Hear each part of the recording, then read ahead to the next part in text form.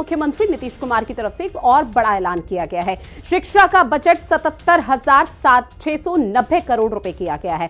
आपको बता दें कि रसोइयों का मानदेय बढ़ाकर 3300 रुपए कर दिया गया। शारीरिक अनुदेशकों को 16,000 मिलेंगे, नाइट गार्ड को 10,000 मानदेय मिलेगा। तो ये बड़ा ऐलान माना जा रहा है, जहां हर वर्ग को, हर विभाग को यहां पर साधने की कोशिश नीतीश सरकार की तरफ से की जा रही है।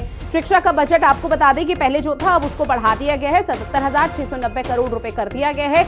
और ऐसे में नीतीश कुमार की तरफ से बाकायदा सोशल मीडिया प्लेटफॉर्म एक्स के माध्यम से इस बात की जानकारी दी गई है। साथ ही उन्होंने ये भी बताया अपने सोशल मीडिया प्लेटफॉर्म के माध्यम से कि रसोइयों का जो मानदेय पहले कम हुआ करता था वो उसे 3300 कर दिया गया है।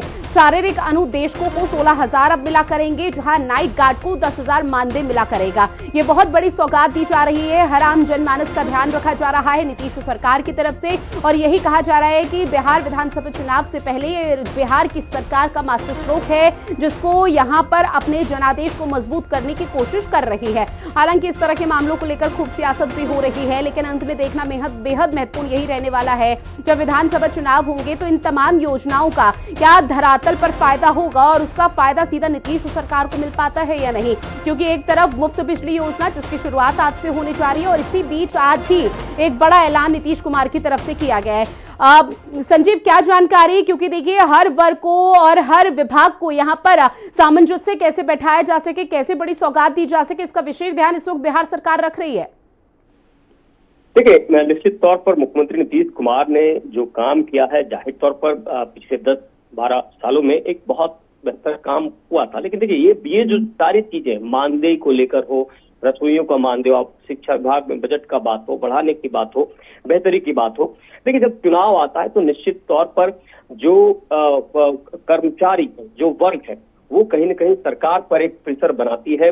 और सरकार भी ये जानती है कि एक बड़ा तबका है ये वोट बैंक, और इससे जुड़े उनके परिवार जुड़े हुए हैं। तो ये जो तमाम सौगातें दी जा रही है सरकार की तरफ से, कई लंबे समय से जब मांग रखी जाती है, आपने देखा होगा कि कई बार जो है कई तरह की मांगे सरकार तक जाती है। लेकिन अब जिस तरह सौगातों की बौछार हो रही है, चाहे वो रसोइयों का मानदेय हो, चाहे शिक्षा विभाग की बजट बढ़ाने की बात हो, या तमाम अन्य चीजें जो सरकार कवायद कर रही है, निश्चित तौर पर 2025 के चुनाव में अगर जिस तरह से झोली में ये तमाम चीजें डाली जा रही है, तो अब इसका कितना फायदा होगा और चुनाव में इसको कैसे देखते हैं, ये तो बड़ी बात है ही। क्योंकि देखिए सरकार जब जिस तरह से अपना कह सकते हैं कि हाथ खोलकर तमाम चीजें दे रही है, तो ये सीधा है कि सरकार की मंशा है कि जो वोट बैंक अगर बिखरता भी है तो उसको समेटने की एक कोशिश है। बहुत कम दिन बचे हैं चुनाव में, संजीव, लेकिन क्या ये मानकर चला जाए कि बिहार में कानून व्यवस्था एक बहुत बड़ा मुद्दा है? ऐसे में कानून व्यवस्था का जिस तरह से मजाक उड़ा है नीतीश सरकार पर, जो तमाम आरोप लगे हैं इन बड़ी सौगात से, वो लूप होल भरने की कोशिश नीतीश सरकार इस वक्त कर रही है। बिल्कुल, देखिए नीतीश की सरकार में पिछले कुछ महीनों से जिस तरह से अपराध को लेकर या फिर लॉ एंड ऑर्डर को लेकर एक बड़ी किरकिरी हुई है, ये बिहार में जिस तरह से लगातार हत्याओं का दौर जारी है, लगातार जिस तरह से आप देख रहे हैं कि कई सारी घटनाएं सामने आ रही है। अभी देखिए एक घटना सामने आई जानीपुर में, पटना में सगे भाई बहन को जिंदा जला दिया गया।